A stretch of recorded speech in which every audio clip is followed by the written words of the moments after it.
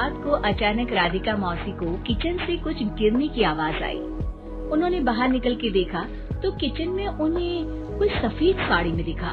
वो चीख पड़ी, हे भगवान, आलतू जलाल तू आई बला को टाल तू, आलतू जलाल तू आई बला को टाल तू।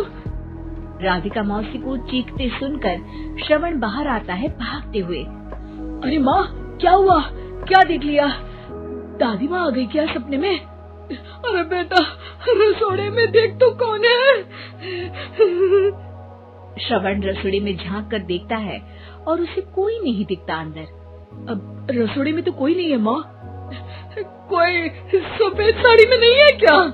नहीं माँ, कोई भी नहीं है।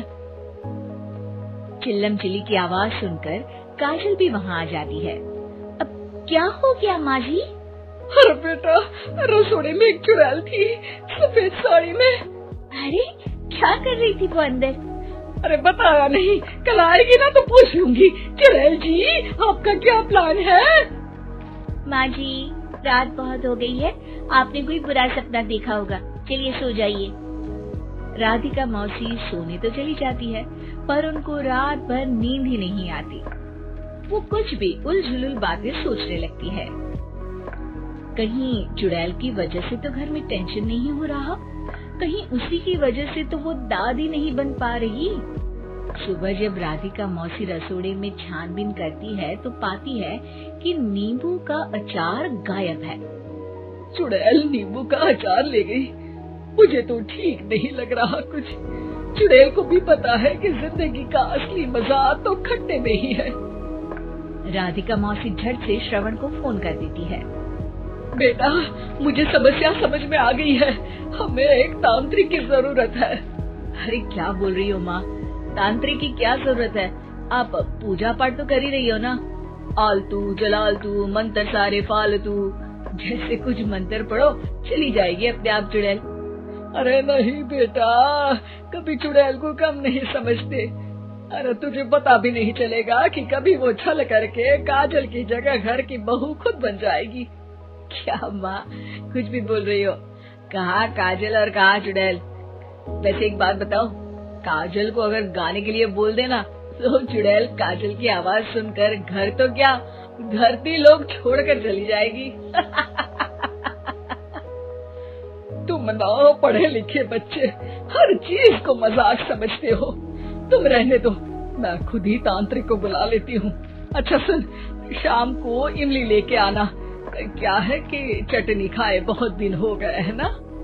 नहीं माँ, इमली तांत्रिक से ही मंगवा लो ना, आटा वगैरह भी उसी से पिसवा लेना।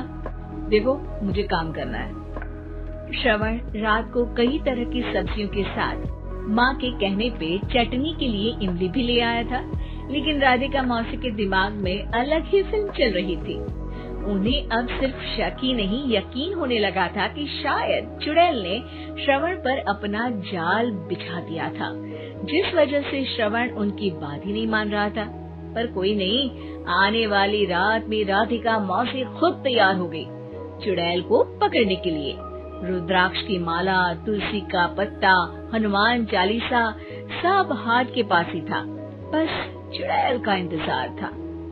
और जैसा राधिका मौसी ने सोचा था वैसा ही हुआ। वो चुड़ैल उस रात भी आई, पर वो राधिका मौसी से तेज निकली और राधिका मौसी के उससे पकड़ने के पहले ही वो भाग खड़ी हुई।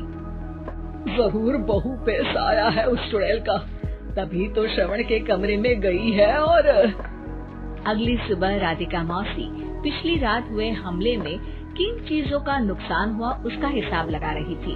उनके खेमे से एक आम के अचार की शीशी भी गायब हो चुकी थी और वो इमली भी जो कल श्रवण लेकर आया था। राधिका मौसी इस बारे में सोच ही रही थी कि श्रवण जल्दी से रसोड़े में आकर दवाइयों की पोटली ढूंढने लगता है। अरे बेटा, क्या हो गया? अब माँ, वो काजल की तबीयत खराब है, बहुत घबराहट हो रही है उसे। हे भगवान, मैंने पहले ही कहा था कि तांत्रिक को बुला लेते हैं, पर नहीं। अब देखो, उस चुड़ैल ने काजल को अपने वश में करना शुरू भी कर दिया है। हालांकि श्रवण भूतों में विश्वास नहीं करता था, पर अब वो भी डर जाता है और राजी हो जाता है एक तांत्रिक को बुलाने के लिए। कुछ ही घंटों में तांत्रिक आ जाते हैं और राधिका मौसी तांत्रिक जी को सब बता देती है। घोर संकट, घनघोर संकट, चुड़ैल को मारू जोर चाकट, ओम भट स्वाहा खटखा के आहा। अरे ये क्या मंत्र है? मेरे खुद के ओरिजिनल मंत्र है, कल रात को ही लिखे हैं, अच्छे लगे तो दाद चाहूंगा। एक और मंत्र सुनो, अर्ज किया है आब्राकडाब्रा, दिल्ली बम्बई आगरा, चन्ना मामा सोवरले सुरन मामू जारा। ये मंत्र है? अरे कोई 40 वालीसा पढ़ो ना। वक्त कम है, 40 नहीं पड़ेंगे, 20-25 में काम चलाना पड़ेगा। अलग निरंजन जाके लंदन, मुफ्त का मंजान घिस मेरे लंदन। अरे जल्दी करो तांत्रिक जी, जल्दी करो। तांत्रिक अपने उल झलूल मंत्र पढ़ने लगता है। श्रवण को तांत्रिक पे शक होता है। वो अपने एक डॉक्टर दोस्त को कॉल कर देता है ताकि कोई अनहोनी हो तो इमरजेंसी में चीजें मैनेज हो जाए। तांत्रिक धुनी रमाता है, जिसकी वजह से कमरे में काफी धुआं हो जाता है और जिसकी वजह से बहू की घबराहट बढ़ जाती है। अब भागेगी चुड़ैल। हाँ। बहू खांसते हुए धुएं से बचने के लिए बाहर चली जाती है। अरे भाग रही है, भाग रही है। पीछे पीछे श्रवण भी जाता है। बहू एक सोफे पर बैठ जाती है। तभी डॉक्टर दोस्त आ जाते हैं और श्रवण को पानी लाने के लिए कहते हैं। थोड़े चेकअप के बाद डॉक्टर कहते हैं, मेरे हिसाब से जाप का काम पूरा हो गया है। क्या मतलब? अरे कुछ भी नहीं माँ, कोई चुड़ैल नहीं है, खुशखबरी है, अब दादी बनने वाली है। मगर वो सब अचार के डब्बे। श्रवण दोनों अचार के डब्बे अपनी माँ को दिखाता है, जो कि उनके बिस्तर के नीचे छुपे हुए थे।